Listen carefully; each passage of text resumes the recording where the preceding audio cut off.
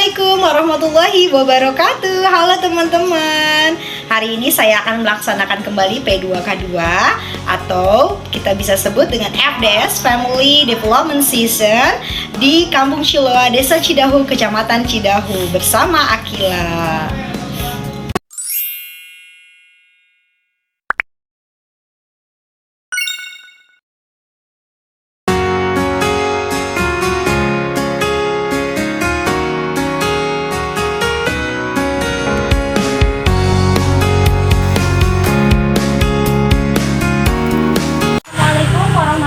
Wabarakatuh. Waalaikumsalam warahmatullahi wabarakatuh. Ibu Dama.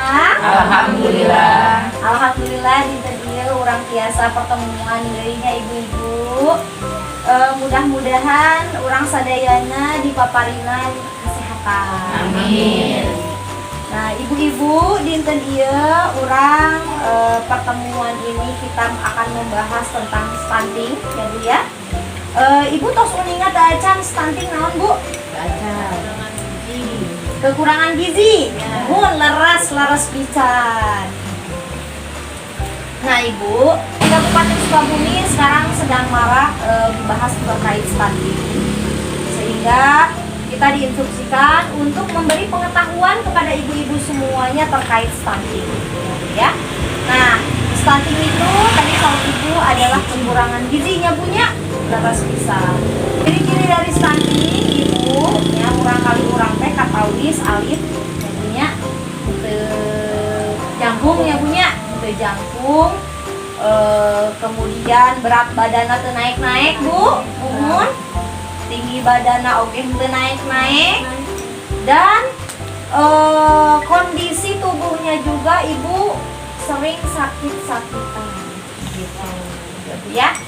Jadi ibu-ibu harus waspada jika ada anak kita ya, anak saudara kita, kemudian tetangga kita yang mengalami ciri-ciri seperti itu Ibu. Misalnya usianya sudah 5 tahun atau 3 tahun tapi tinggi badannya tidak naik. Kemudian berat badannya juga sama Bu ya, kecil gak naik-naik.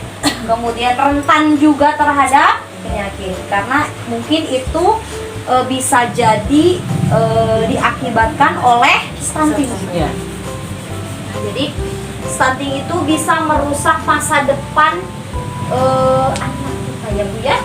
Nah, coba Ibu abdi bade naroseula ka ibu-ibunya. Apa harapan Ibu terhadap anak-anak Ibu semua? Ibu dinten ayeuna abdi bade ngebahas tentang PHBS. Ya, Ibu udah tahu dong apa itu PHBS? P pola, H hidup, B bersih, S sehat. Jadi ibu-ibu jika kita ingin terhindar dari stunting, salah satunya kita itu harus melakukan pola bersih hidup dan sehat. Nah, anu kahiji, pola bersih hidup dan sehat itu ibu selalu mencuci tangan. Satu acan ibu mamnya punya kita cuci tangan dulu. Menyuapi anak ya Bu ya, menyuapi anak jangan lupa harus cuci tangan dulu. Apalagi yang punya anak balita dan itu sangat sensitif Bu ya. Pencernaannya sangat sensitif sehingga ibu benar-benar harus menjaga kebersihan tangan ibu. Misalnya di luarnya Bu atau ibu udah ke pasar belanja ya, tiba-tiba misalnya gendong anak gitu, nah tangan ibu banyak kumannya dan dianjurkan ibu cuci tangannya dengan air yang bersih dan juga mengalir ya Bu ya, itu harus mengalir supaya kumannya itu tidak di situ-situ juga gitu, jadi terbuang. Ditambah lagi dengan tambahan apa Bu tangannya? Sabun. Nah, sampai kita waktu itu ada gerakan ya cuci tangan pakai sabun itu di semua sekolah. Itu bener Bu, karena salah satu dari kesehatan, menjaga kesehatan adalah menjaga tangan kita dari kotoran, dari asupan kuman dari tangan kita sendiri gitu ya Bu. Kemudian yang kedua, nah Ibu di rumah punya kamar mandi semuanya sekarang? Punya Bu ya sekarang ya. Nah, Ibu harus menjaga kebersihan toilet. Ya Bu ya. Misal kalau anak kecil kan biasanya belum bisa menjaga kebersihan, berarti kewajiban ibulah yang harus membersihkannya, gitu ya. Secara berkala, mungkin setiap saat Bu ya, setiap saat habis BAK gitu ya, habis buang air besar, buang air kecil, semuanya harus dibersihkan kembali. Gitu. Kalau kita orang dewasa, insya Allah Bu ya, cuman ini kebanyakan biasanya anak-anak nih. Anak-anak yang memang kurang bersih sehingga jika toilet kita kotor, maka mungkin rumah kita juga akan terbawa kotor, terbawa kuman. Makanya ibu kalau anak kecil ke kamar mandi pastikan keluar itu dalam keadaan bersih dan kamar mandinya juga harus bersih. Jangan sampai dibiarin gitu sampai bau ya Bu ya. Kemudian yang ketiga Ibu harus mengkonsumsi makanan yang sehat, terutama nanti ibu hamil dan menyusui. Ya nanti akan dijelaskan nanti ya oleh ibu gitu ya. Selaku kader Posyandu Cendana 14. Jadi ibu-ibu selain menjaga kebersihan tadi tangan, toilet, juga ibu harus menjaga pola makan. Apa yang kita makan itu ibu-ibu harus dijaga ya Bu ya, supaya terutama yang tadi yang punya ibu menyusui kemudian hamil ya, supaya terhindar dari yang namanya stunting. Kemudian yang keempat, ibu-ibu walaupun misalnya lagi hamil juga harus rutin berolahraga. Jangan sampai ibu diem aja di rumah, duduk ya Bu, malas-malasan, tidur-tiduran gitu. Itu tidak baik. Tapi upami ibu-ibu mah di dianya tara ngeureunnya bunya, pastilah kita apa sak nyapu, malahan mah sawahnya Bu, ke kebonnya Bu, dan lain sebagainya. Alhamdulillah, makanya ibu-ibu sehat semuanya. Kemudian yang kelima adalah hindarilah gaya hidup tidak sehat. Hindarilah gaya hidup tidak sehat itu seperti apa? Misalnya ibu ketika hamil tidur teh jam 1 begadang ya Bu ya, tidur begadang. Kemudian makan makanannya sembarangan, selalu beli di luar, beli makan makanan instan ya yang pedas-pedas. Yang keenam adalah jaga kebersihan lingkungan sekitar. Ibu harus peduli terhadap lingkungan sekitar ibu di mana ibu tinggal. Jangan mentang-mentang itu mah sampah tetangga, biarin aja. Tapi malahan ditambahan Sesapu teh dari masa bener. Nah, ibu penyakitnya mah tetap ka urang. Emang sih lalerna eta enggak hinggap ke makanan kita apa? Misal kalau di depan rumah Bu Unung nih banyak lalat misalnya gitu ya. Terus di sini lalatnya ke sini nih. Emang tidak menempelkan kuman apa? Ibu jangan salah. Jangan sampai di rumah kita aja yang bersih, tapi di lingkungan sekitar banyak sampah ya Bu ya. Soalnya biasanya kita seperti itu, bersikap egois, hanya memikirkan diri kita sendiri. Biarin itu mah punya orang, itu mah lingkungan orang, padahal dekat sekali dengan lingkungan kita. Kemudian hari ini ibu masak sayur bening, nah yang mau kita hidangkan buat anak kita gitu. Nah gimana kalau si kuman yang bekas masakan kemarin itu jatuh ke sayur yang akan dihidangkan ke anak? Depannya aja gelis, di belakangnya rebong. Jadi ibu harus bersih luar dalam, bagaikan hati kita ya Bu ya.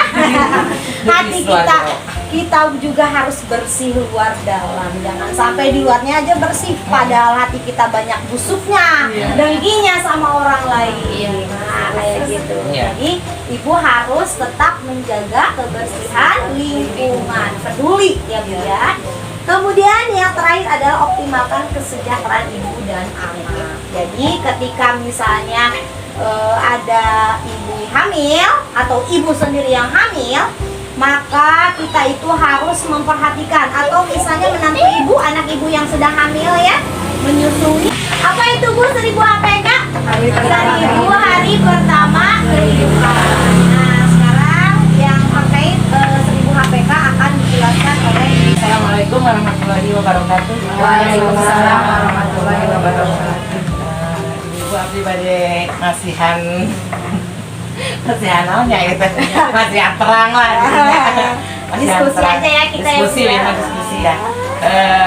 Tip mengoptimalkan 1000 HPK anak. Satu, berikan ASI eksklusif pada anak kita ya. Dua, berikan MPASI bernutrisi sejak 6 bulan. Yang keempat, berikan stimulasi ya yang tepat. 5, kondisikan anak di lingkungan yang sehat. 6, pastikan imunisasi lengkap. Nah, Itu hatur. 6 poin pengoptimalan 1000 HPK. Yang pertama tadi berikan ASI eksklusif. Nah, ASI eksklusif itu sampai berapa bulan Ibu? 2 tahun. Sampai 6 bulan. Jangan sampai Ibu sebelum 6 bulan Ibu udah kasih macam-macam. Kasih air, kasih madu, pisang, kasih kue pisang mari. ya, karena pemberian asupan sebelum waktunya mungkin akan mengganggu sistem pencernaan bayi, karena bayi itu harus menyesuaikan dulu. Ketika dia dikandung itu kan selama 9 bulan hanya minum sari-sari ya Bu ya. Kemudian dia dilahirkan ke dunia, maka harus ada penyesuaian selama 6 bulan. 6 bulan barulah ibu memberikan MPASI bernutrisi. Tapi sering panen pakcoy, secin, nah kangkung, kacang panjang. Nah, sehat itu semuanya, nggak mesti mahal ya Bu ya. Kemudian buah-buahan, di sini buah-buahan yang suka banyak di sini apa Bu? Pepaya, pisang, yang murah meriah Bu. Pepaya masih banyak nggak Bu di sini? Ada sih. Ada aja, tapi udah jarang ya Bu ya. Ya nggak apa-apa, jambu ya Bu. Jambu yang sehat-sehat. Jadi ternyata makanan, sayuran, buah-buahan yang sehat-sehat itu tidak perlu mahal, ya cukup dengan yang ada di kita saja, tapi makanannya harus teratur. Nah, jadi ibu untuk mencegah stunting itu sebetulnya simple dan mudah, gitu ya. Makan makanan sehat, menjaga kebersihan.